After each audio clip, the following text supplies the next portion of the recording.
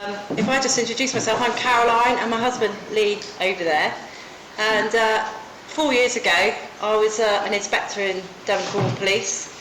Having finished my 30 years, I retired. And Lee was a lieutenant in the Navy and retired last year because we're starting to get busy. So we have no design background. I have no qualifications other than having done an Annie Sloan workshop, which is the chalk paint that I use. But it's just a sort of a natural thing that I like doing. And the reason it came about was that on our retirement we decided to go into the holiday cottage, having spoken to Simon for 2 hours on the boat coming back from the Scillies. I was looking for something to do, too young to stop working, but I wanted to be in control of our own destiny. And we own two cottages that we run through Classic. One is an 1890s Cornish tiny little cottage in Hale, just down from the railway station, with its original Cornish range, and it's really quirky and sweet.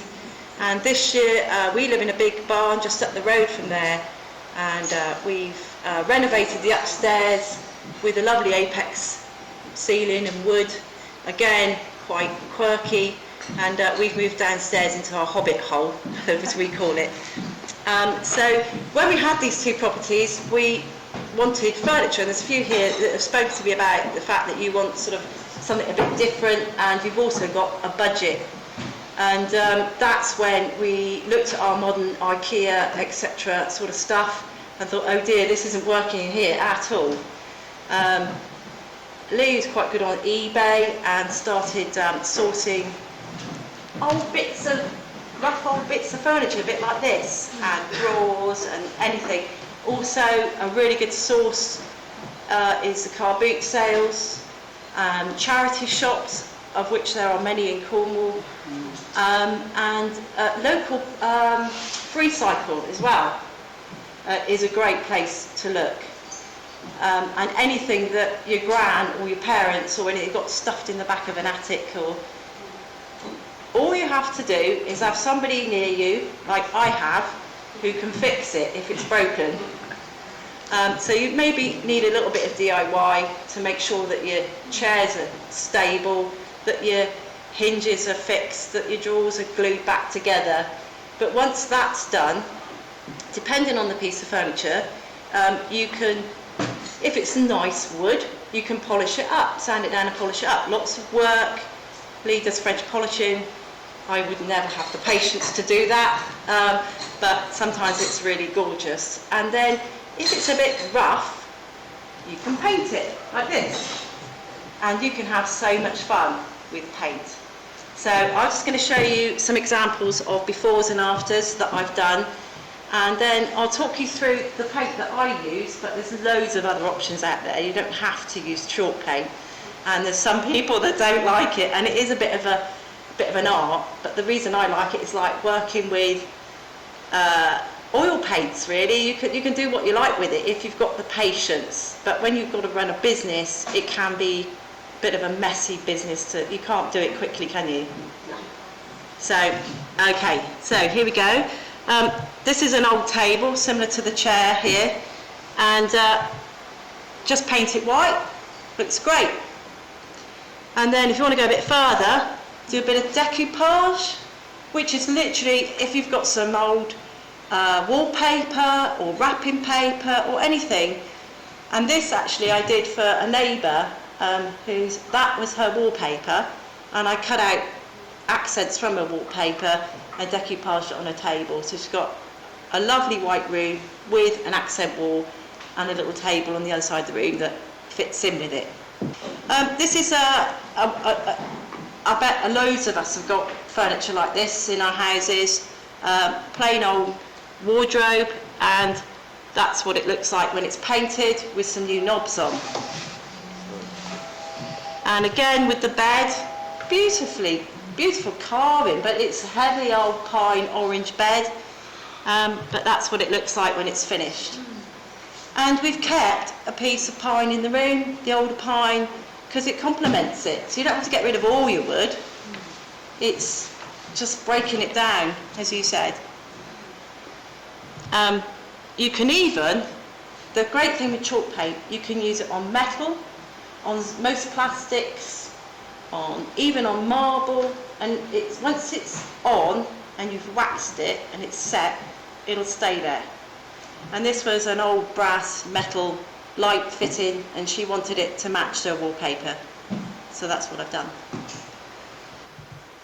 And that's our van outside, and this is again a very tired looking dressing table, not very interesting but really practical piece of furniture for a holiday let. And then you paint it up, keep the wood on the top because it's got some nice decorations in the wood, and it looks lovely. This is a set of old chairs that I bought. I don't think I paid much more than £5 each for them. I stripped them down, painted them different blues. I used Annie Sloan upholstery, which is the same tones as the paint, to re-cushion them. And that's the front of our cottage, and that's where they live. They're in the cottage. Now, I did those nearly 3 years ago, and people say, how long does the paint last? And this week, this last couple of weeks, we've been doing some tidying up in the cottage, and the upholstery was looking a bit, you know, so I got some upholstery clean, I gave it a good old rub, and they look brand new. They look as good as the day we put them in, don't they? So I'm really impressed. I didn't know how long they would last. So, and we have kids in that place, so then you can get some hideous pieces of furniture, and it really, you know, they really can look hideous. And sometimes when you deal with old furniture, there's all sorts of weird varnishes and resins, and goodness knows what they've used on them. So Annie Sloan says with the chalk paint, you don't need to do anything to the wood. Well, I disagree with that. Sometimes you do have to, and you can see I've had a good old sanding down and getting rid of some rubbish there. And then put together, that's what it looks like. Now, that wood wasn't very good. And I don't know if you can see on the photo very well, on the top, instead of leaving it wood, I wanted the effect of wood, but I've used Annie Sloan paint to give it a better surface. So I've used, believe it or not, this colour, which is original, which is just an off-white really, and dark wax. And that's the effect it gives. It gives a proper wood effect, and it's really clever. What wax do you use? Annie Sloan wax. I have tried other products. Dry wax works really well. At most waxes, but I just tend to, actually what she's designed just seems to work together really well, so what's the point in messing with it really? So there's another, that's an old Urkel, sort of 1960s, looked a bit hideous. It was very dark brown wood, and some people do these up and they don't paint inside the cupboard, and it just looks hideous. So I always go inside as well with the white, because I just think it makes it look fresh and more modern. And then this is the one that we have in our barn, our piece de resistance. We love this one, and that's what the first one that started us off really. And that is a walnut, French walnut wood, which we've polished up, and I do dry wax that one on the top, and it's really useful. My mother left me a beautiful bone china dinner set, which I didn't have anywhere to put. I put it in there, and guests are starting to use it. I don't mind, because I can buy bits of it on the internet, even though it's Wedgwood, it's out of date now. But and it's really nice to open those cupboards and find a really nice bone china dinner set in there. I mean, they've got all the normal stuff in the kitchen, but I think some of them have loved it. Now this piece is what most people would throw down the skip. It's cheap, heavy MDF tacked, to be honest. But the dimensions of this particular piece, it wasn't very wide, wasn't very deep, fitted perfectly into one of my customers' houses, so I did that to it. And it looks fantastic. Even I was impressed with that one. I didn't want to do it, did I? Oh my God. If you've painted something, or you've got something already painted and waxed, like this orange piece here, two-tone orange, Nobody wanted to know, it was hideous, no, horrible. So again, that went white, and you see I'm using a lot of white. That seems to be the in colour though. It's not my favourite one to paint with, to be honest, because it's quite tricky on some woods. And I'll show you some coloured stuff in a moment. But this one I painted, and it's now a display cabinet at the Fat Apples Cafe in Porthallow. And at that cafe in Porthallow, we have a shop, if you like, sort of a showroom, where we keep our furniture while we're waiting to sell it, and very often it gets sold down there, and it's open in the summer for anybody who wants to go down and have a look. Yeah, and I personally, I do all the changeovers in my own cottages and the barn, and I am semi-retired. I don't have to get up in the morning and open a shop every day, so this works perfectly for me. This is my office at home. I had a very modern layout of an office upstairs, which I had to move out of because we came downstairs. And where am I going to put everything? And I had this giant, horrible brown cupboard. So I had a bit of fun with that, and everything from that space of under cupboard went into that one big piece of furniture. So that worked really well. And so this is what it calls stag minstrel furniture. Has anybody heard of that? Dirt cheap. You can pick it up at a charity shop, a chest of drawers like that, for 20 quid. And it's really well made. It's solid wood, and there's no fixtures on the drawers. It just slides in really nicely. They're usually really clean inside, but you can change the knobs, keep the top nice, and paint it, and it looks a bit special. If you've got a really lovely piece of furniture that's got lovely wooden drawers like this, or a piece of the furniture is really nice but the rest of it's gone a bit tatty or bashed about, and in fact I think this chest of drawers actually spent some of its time in somebody's workshop, it was so bashed about in the case, then you can keep the wood but paint the rest of it. And again, that broken up look is really nice. Oh, and old rocking chairs, paint those.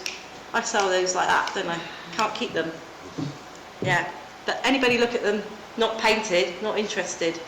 So that. Colours, I love playing with colours, and I love using the same tones of the colour, and keeping it all together. And that's one of my favourite combinations. I love blues, you can tell.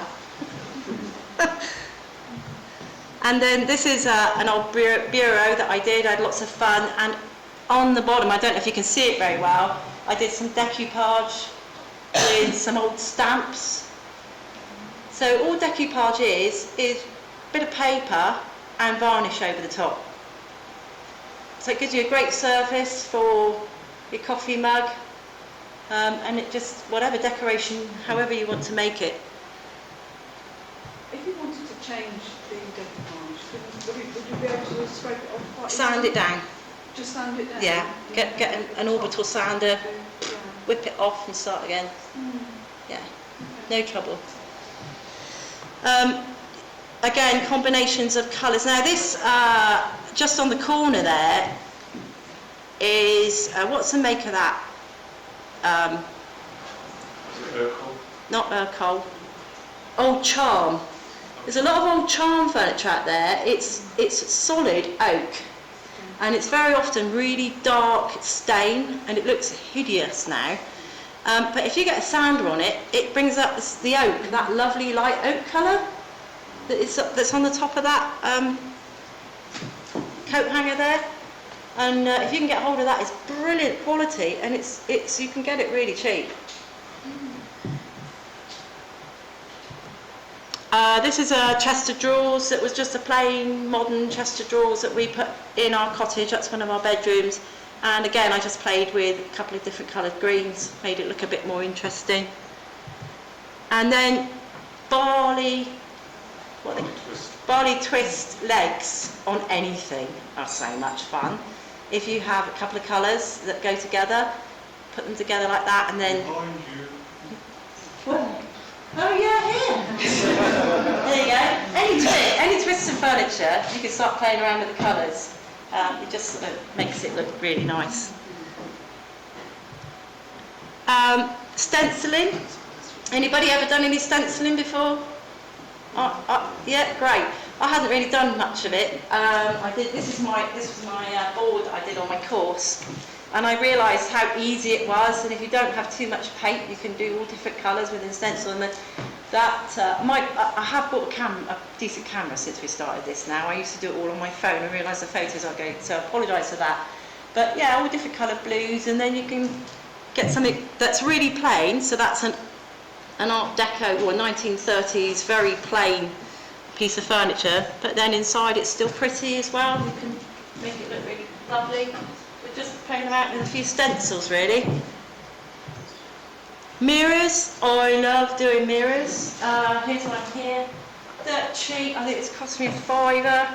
It was gold, and I've painted it and then just rubbed the paint back so you've still got the gold going through. You can pick these up at car boots for a couple of quid sometimes, and I love mirrors, and you can have fun. And there's gilding on one of those as well, which looks quite nice. If you've got a property that's a bit grand and you want it to look a bit posh but not too old-fashioned. Drawer knobs, you can paint the existing drawer knobs. That's the one at the bottom there. I've just painted that a different colour, the drawer handles, and it stays on metal really well. Ceramics. I also use, I've got clients that love twinkly knobs. I haven't got any photos unfortunately, but they look on white furniture. It's really nice. And then I start going a bit mad with printing. Just paint the picture you want and then print it. That's what happens with that coffee table. And again with wicker, if you have wicker items, it takes honestly about 10 minutes, a bit watered down paint, go over it, leave it. You don't need to wax it if you don't want to. I tend to because I like the paint to set. But it just transforms your wicker, easy peasy. And I also love these candlesticks, and I do 2 or 3 different colours, and then I let a bit of the metal show through, and they look really nice in the middle of a table. So another thing to have fun with. And that's all the photos that I have. But I brought this chair just to show people how easy it was. And I was talking to a couple earlier, and they said, how did you do this? So first of all, on this effect, I've put the blue underneath, and then literally I did that in the coffee break. And all I'll do now is to get the chalk paint. Now, you have to water this down. You can't use it as it comes out the tin because it's really thick. So if some people say, oh my God, look at the cost of that paint. But actually, I think I'll probably get another 20 to 30% of volume out of my paint because I water it down. And then I'll just go over the top of this. And because it's really warm in here, this will dry in minutes few. And it'll probably need another coat of the cream. But the trick is, if you want to show a bit of the blue through, just take a little bit off as you're going along, and then you get these little blemishes effects. When it gets waxed, the tones always change a little bit deeper, and when you're on the next coffee break you want to come have a look, I've just sort of put some examples, and I've half waxed it and half not, and it shows you the difference. But once this wax sets, it's really hard. You can knock it, it won't take hot coffee cups very well. That's one thing it doesn't do. But pretty much anything else it can withstand. I've got some books here to have a look at, and if you want to have some ideas. And just to let you know that our business is, I paint furniture as and when I can. We sell on eBay. We've got our own website. Our card is in the bags there. But I also do commission work, because for some people, especially these big pieces, it's quite daunting to take on. And so if you wanted me to do a piece for you, I'm very reasonably priced, I don't charge very much. Give us a call. Anything else? I've got a question. What about melamine? Melamine is tricky, but is possible. Do you prime? No, I don't prime. You don't need. The thing about, if you go on to, if you want to know a bit more about particularly Annie Stone, I don't use anything else, but there are other makes out there. But she developed this paint so that she didn't have to do any prep. And as long as there isn't any grease on it, and I used to use sugar soap, but sugar soap seems to react with the chalk paint. So all I do now is if I want to clean something down and make sure there's no grease on it, I do a very light mix of washing up liquid and water. Literally just wipe it over, make sure there's no dust or grease. If you have a particularly knotty wood, you might want to use, what is it? It's shellac. Shellac. Knotty. Yeah, a shellac sealer. And I do have to use that sometimes, but mostly on the old furniture, because it will blow through, and particularly on... Sand. Sorry? Do you sand that when you put that on? No, I just put it on.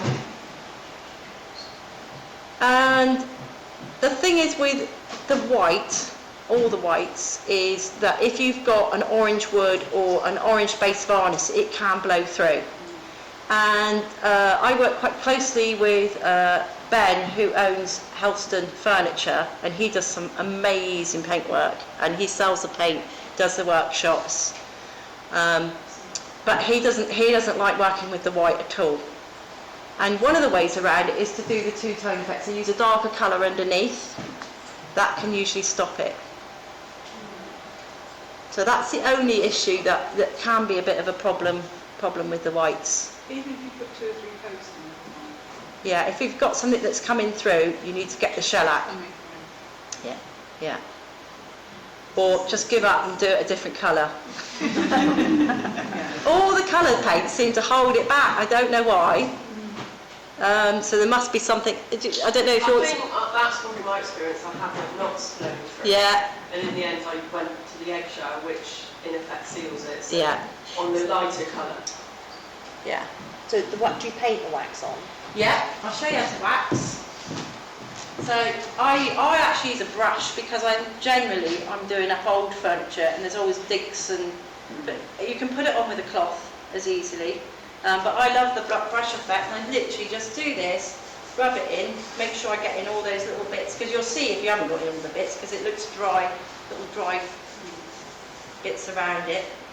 And you take off the excess so that it's not any lumps, because it does go hard, and you should use gloves, because it makes your hands go hard. So I've got no nails left in my, but that's my world.